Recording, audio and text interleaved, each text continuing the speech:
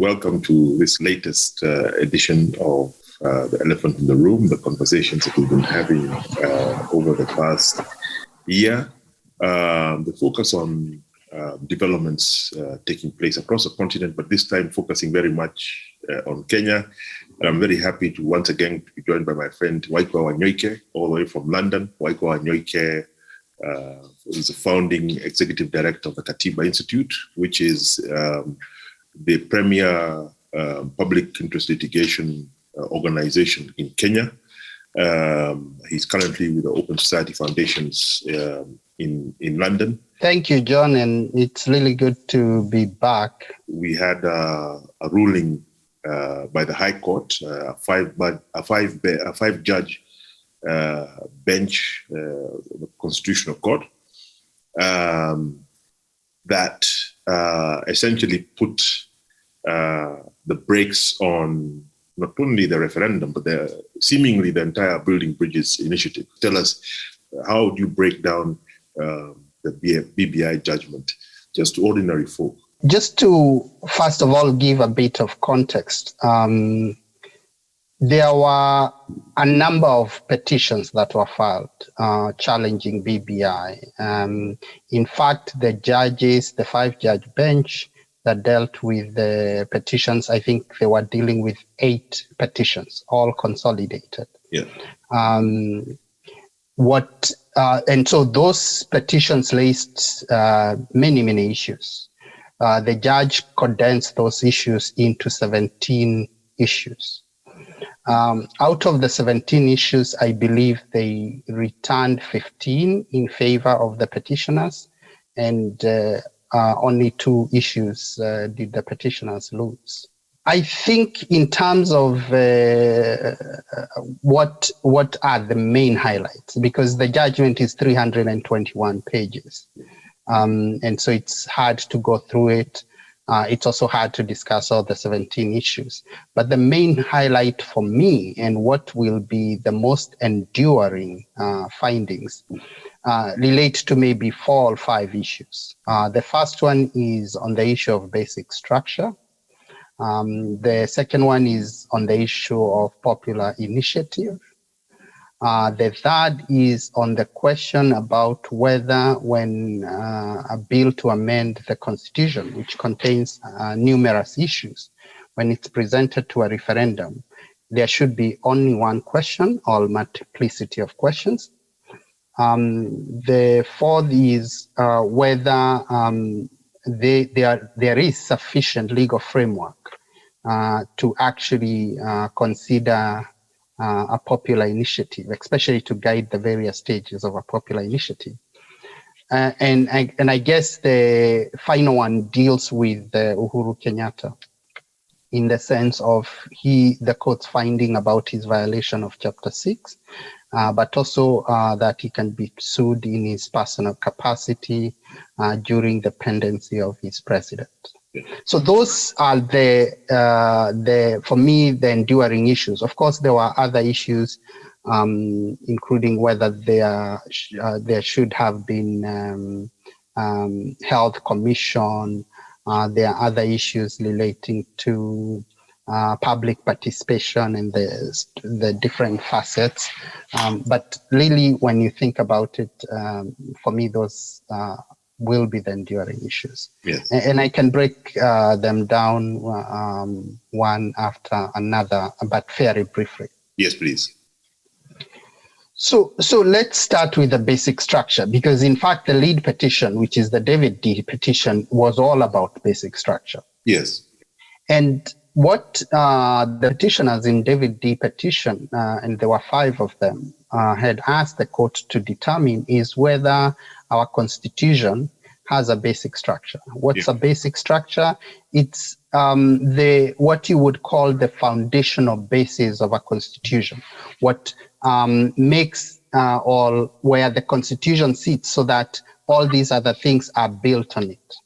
What did the judges say about the basic structure? The first thing they did is to confirm, in fact, the Kenyan constitution has a basic structure to it.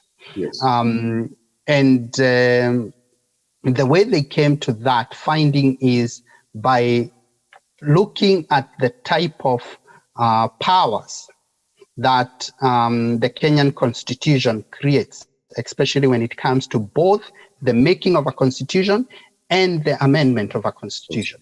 And the judges say that there are two distinct type of powers that citizens have that relate to a constitution. The first type of power is what they called constituent power. That is the power that is with the people. It's innate in the people. That power is not a power given or regulated by law. It's the power that people have as people. And it's the power that people invoke whenever they decide whether to create a constitution or not to create a constitution. And so at the making of a constitution, that is the power that people use. And in that constituent powers, the judge actually broke down, found that there are two levels of constituent power. The first one is what they call the primary constituent power, and the second one is the secondary constituent power. So thinking about it in the context of our constitution, primary constituent power is the power people invoke when they are making a new constitution, but it's also the power, and the judges say this, that people invoke when they are making fundamental changes to a constitution. Yes. Changes that would go to interfering with basic structure. Yes. It's important to pause here and say that in the basic structure discussion, the judges found that the basic structure has certain characteristics. Some aspects of basic structure involves clauses that the judges say are unamendable. And so they are eternal clauses. What does that mean? It means that the only way you can change those provisions is by actually overhauling or coming up with a new constitution. Otherwise, if you try to change them, then you lose the entirety of the constitution. Think about it. Article 2 on the supremacy of the constitution. You can never have the 2010 constitution amended so that you say that the constitution is not supreme. Then that's not the 2010 constitution. So that's an eternal, unamendable clause. Doesn't mean that if people invoke their power to replace a constitution, they can't come up with a constitution that says otherwise. But at least within the context of the 2010, you can't change that. But then there are other basic structure that are quite critical, but they are not eternal. So they can be changed. And so the judges say that in the context of those provisions, because they are the provisions that underlie the value of a constitution. Yes, people can change them, but they would only have to invoke their constituent power to change them, which means they would have to go through a fairly rigorous process. And this power, the constituent power, in the secondary sense, is equivalent to the sovereign power in Article 1, which people exercise directly. They don't have to go through a representative to do that. And so popular initiative can be used to change basic structure, but certain aspects or certain very concrete processes have to be followed. Including, for example, civic education. They delineated for civic education, public participation, constituting constituent assembly, and then referendum. Then the judges found, in the context now of secondary power, constituent power, that that's the power that people can still invoke by themselves to change the constitution without necessarily going to the politician. Again, a very onerous in terms of the procedure that one has to follow. Mm-hmm. The second type of power that the judges explained, which affects this discussion on basic structure and amendment of the constitution generally, is what they call the constituted power. That is, again, to equate it to Article 1, it's the Article 1 part that says people can choose to exercise their sovereignty through elected, democratically elected representative. So that is the power people have given to other organs of the state, which can be doing certain things for them. And in this case, obviously, Parliament. But Parliament power to change the constitution is so limited. And certainly Parliament on its own cannot change the constitution on aspects that affect basic structure. It may change minor things, but not basic structure. So that is in relation to basic structure. What about popular initiative? The question that the court had in relation to popular initiative was whether, in fact, BBI was a popular initiative. There were two parts to that. The first question was whether the committee that was formed, or the task force that was formed, the BBI task force, was formed legally, and especially to the extent that it was formed to come up with changes to the constitution. The second question is, and maybe it should be the first, is who constitutionally can initiate constitutional amendments through popular initiative? So let's answer that first. What the court said is that popular initiative, and again we refer to, remember, the constituent power, is within the constituent power of the people. It's power that people have reserved themselves, not power they've given their representative to use when they need to amend the constitution. So a state officer or a state organ cannot invoke Article 257 power, which is a popular initiative power, to amend the constitution. And it cannot do so whether it's doing it directly or indirectly. And so what the court said is that in this case, because the president had been very, very much involved in the popular initiative, including coming up with a task force, but also it's obviously and in the public domain that state resources were significantly used to prop up BBI and actually to push BBI along, then it can never be said to be a popular initiative. And certainly the court found that to the extent that the task force had been constituted and was disguised or became then disguised as a vehicle to change the constitution using the popular initiative, while it's being all that is being done by a state officer, that is the president, then it is illegal.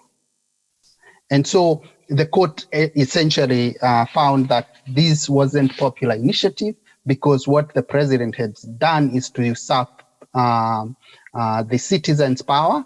And in fact, they cautioned that the president, because of his very significant role in constitutional amendment, remember, whenever a bill goes through the processes, whether it's the parliamentary or the popular initiative process, once it's done at the parliament level, the president has a role to decide whether the bill should go to a referendum. And so at some point, and in fact, the judges called the president a referee, they say there is no way to separate the president, the state officer, and the president, the private citizen. Otherwise, it's going to be too messy. So that relates to the court's finding on popular initiative. So if I may discuss very quickly the lack of legal framework and IEBC and how IEBC factors into that. We, as you know, we passed soon after 2010 Constitution. One of the laws we passed was Elections Act. Yes. In the Elections Act, there is a very small section or a part that discusses referendum. It's very scanty. Yes. Beyond that, there is no law in Kenya that guides the constitutional amendment process. When IEBC was initially confronted with the Waikwa Kenya and later Punguza Mzigo initiative, it realized there was a problem because, you know, the constitution provides the signpost. The constitution doesn't provide details on law. And so it realized there was a problem that it didn't have sufficient regulatory guidance on how to go about it. So what IBC decided at the time was to develop its own internal administrative procedures on how to process especially the punguza mzigo. Yes. And use those administrative procedure for that. So when BBI came to it, it's the same administrative procedure it said that it was using. But remember, there's a lot of other aspects that relate to amending the constitution, and especially popular initiative, that still requires clarification. So for example, the county assemblies, what's the regulatory framework for the county assemblies? And in fact, this issue had come up in 2019, again during the punguza mzigo, and Embu, or some representatives from Embu went to court to seek clarification. And the court said, yes, you have a point here because there is no legal framework to guide this process, and asked Parliament at the time to pass legislation. Parliament never passed legislation. So what the court said in relation to lack of a legal framework is that this process is so critical that people need a predictable process, a transparent process. The way you get that is through a law that is promulgated way before, not for purposes of BBI, but for purposes of generally amending the constitution. That law is not there. When it came to the administrative procedures that IEBC had used, it said, one, those procedures had not also been prepared using the proper legal processes. And in any event, the court found that the IEBC had actually violated its procedures. How? Because in part of the what the procedure says is that once IEBC determines there is more than 1 million signatures, then it's supposed to publish those on its portal, notify the public so that the public can scrutinize. Then it gives the public at least 14 days to raise any concerns, then resolves those concerns that are raised. And then it's only then that it can make a final determination whether to forward the bill to county assembly. What did IEBC do this time?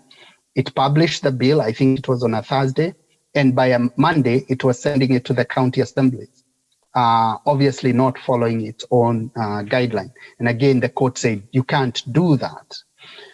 So, but there was also one specific issue that was critical about IEBC, the fact that IEBC itself is actually not competent to handle BBI or a constitutional amendment process as constituted now. And that had a lot to do with issues of quorum, that IEBC lacks the required quorum under the IEBC Act.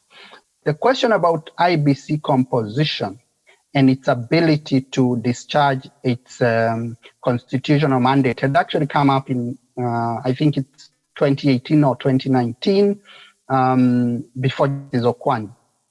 And it related again to a by-election. What the court found then is that IEBC has the commissioner's identity, which is the identity that is mostly protected under Chapter 15, the independence. And that identity relates to making significant policy decisions. But then IEBC also has an administrative arm, which is headed by the CEO, which does your run down the mill administrative work. And what the court said at the time is that the nature of just overseeing a by-election is actually administrative. And so that is how by-elections get excused from this. But think about it. In terms of making determination, especially on such significant issues like constitutional amendment, and I would add to that, for example, the declaration of president-elect results. Those are not things that can be done by the administrative arm of the IEBC. It has to be done by the commissioners and the commission. And so when the commission is not properly constituted, then it's not competent for purposes of undertaking that role. And that is the much that the judges were saying. In fact, IEBC was very lucky because the IEBC has a much more serious problem. As we speak, IEBC only has 3 members, all men. IEBC as an institution on that basis is an illegal institution. Because remember, the 2/3 rule requires that IEBC must meet the 2/3 gender rule. It doesn't. So quorum is actually a less serious problem than legality or constitutionality of the composition of IEBC. And luckily for IEBC, that didn't come up. If I can ask, I mean, one of the things that struck most Kenyans was that the judges referred to him as Mr. Uhuru Kenyatta, not as His Excellency President Uhuru Kenyatta. And maybe you can just give us the legalese around that characterization as opposed to what we're accustomed to in public discourse where the president is concerned. I think Kenyans need to understand why. If you go and look at the court papers, Uhuru was sued as Uhuru, not as president of Kenya. And in law, and in litigation specifically, there's something we insist on: equality of arms, making sure that each party is treated the same way. If Uhuru is sued as Uhuru Kenyatta for very good reasons, because even one of the questions was asking, can you sue Uhuru in his personal capacity and during the pendency of his term? And so you don't ask, can you sue the president? Because that's a different question. It may sound the same, but in legal terms, it's different.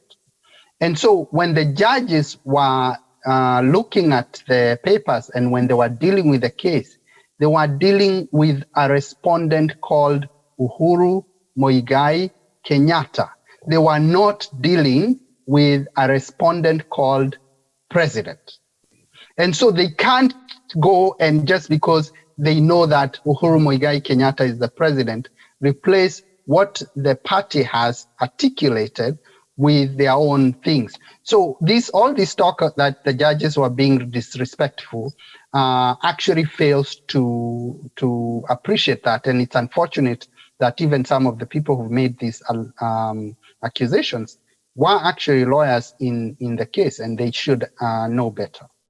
But the point I wanted to press is not only that he was found, which is obviously naturally follows after it is found that he constituted the task force illegally and unconstitutionally, and actually he had also engaged or appropriated the popular initiative route for himself and, as they call each other, his brother, Raila Odinga. When you go to Article 73, then it would naturally follow if the judges had already made the first determination, which is very well grounded in law, that they would find that he had violated Chapter 6.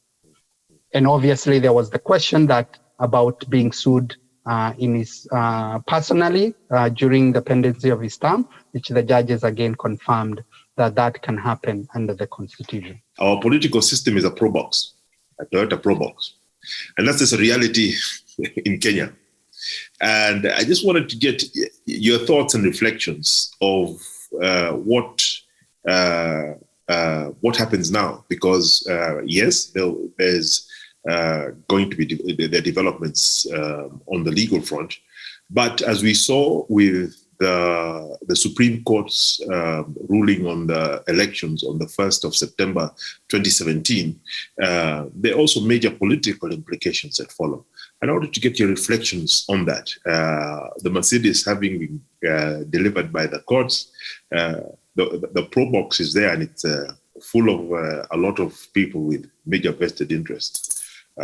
Both in the executive and in the legislature? I think a number of implications, and maybe to start with the positive. The first positive implication for me is that the Constitution has confirmed that it has teeth and it has the muscle. And when needed and when necessary, it will flex that muscle. Think about it, John. How many people have been involved in this BBI process? First of all, it involved both sides of the political divide. In fact, that's how they've remained together, if they've remained together. Yes. We've never seen political class coalesce like they did on BBI. Yeah. And we've never seen political class push an agenda like they did on BBI. We didn't see it even during the whole Bomas process. There was always fights. We didn't see it, obviously, with the Waikwa 2005 and Kibaki. Even in 2010, when we were passing the 2010 constitution, remember Ruto plus a number of politicians, the churches, they all went their own way to oppose the constitution. This time, there was almost a complete coalescing by the political class.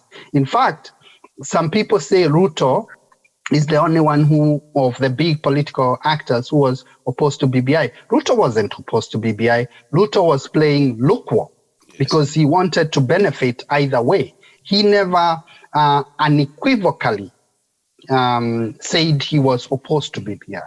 So when you think about that level of mobilization, the amount of resources that were put in this, including state security, and the fact that the Constitution is able to fight back and effectively using just 5 judges, it's unbelievable. It shows you the muscle that the Constitution has. But the second is that this judgment also reminded us of our history. One thing that a lot of us are not insisting enough is the history that the judges traced, showing what steps we had walked to get to the 2010 Constitution and why it was important to sketch out that history to be able to inform the judgment. And so the implication there is that we are reminded what type of a constitution we have. It's a transformative constitution. And we are reminded what was it supposed to be transforming. And certainly one of those things it was supposed to be transforming is to make sure that politicians and the political class and the elites that have favor with the state do not manipulate the constitution, which was our Njiko, or a people's constitution, and appropriate it for themselves. Again, that is critical. Let's look at other implications. The implication to the judiciary. What does it mean for the judiciary? Of course, we've already started seeing backlash like we did in 2017. Luckily, this time round, it's not been as hard, or at least it seems not to be having much of traction. That could be explained by a number of reasons. First of all, the judge were very, very articulate. Their decision was very easy to follow. You talk to almost any Kenyan, and they can explain to you significant aspects of that judgment. It's logical. It's not even so much based on very technical issues of law. It's based on logic and history. So people can actually identify with that judgment. And that was the brilliance of these judges. They realized they needed to communicate to the people why they were doing this, because this was consequential. The second reason why this may not be working, or at least I don't think it will end up having significant negative impact on the judiciary, is because again, the people are coalescing together, regardless of their old cleavages, political cleavages. They are coming together to defend the judiciary. Yes. And we've seen people, whether it's in places like Nyanza, where people would have thought, they would be so offended with the court ruling. We've seen a lot of support from every part of the country. And also in terms of class, we've seen support across an intersectional support from Kenyans. The fourth implication relates to what should we expect of BBI. So the starting point is BBI is illegal, it's unconstitutional, it's invalid. So the judges actually used quite a number of terms: irregular, illegal, and invalid, and all those terms. Just to underscore, each of those terms, by the way, has specific meaning in law. Yes. But it also underscores the level of illegality and the level of unconstitutionality. So I can tell you now, there is no way BBI can be revived as BBI we knew. There is no way Kenya will have a BBI referendum. Of course, anybody can come a few months later or a year later or 2 years later and call the initiative BBI. But the BBI we know is not being resurrected. It cannot be resurrected. I know already the Office of the Attorney General and the lawyers who are defending BBI are already having serious problems even trying to think about how to formulate appeals. Certainly, they don't have very strong appeal. They may reverse one or two things, which mostly may not be that consequential, but certainly they can't resurrect BBI. I'm grateful, and I think viewers will also be very, very grateful for just your very, very clear and concise extrapolation of the judgment and its implications. Asante sana once again, Waikwa, for your time this evening. Thank you very much, John.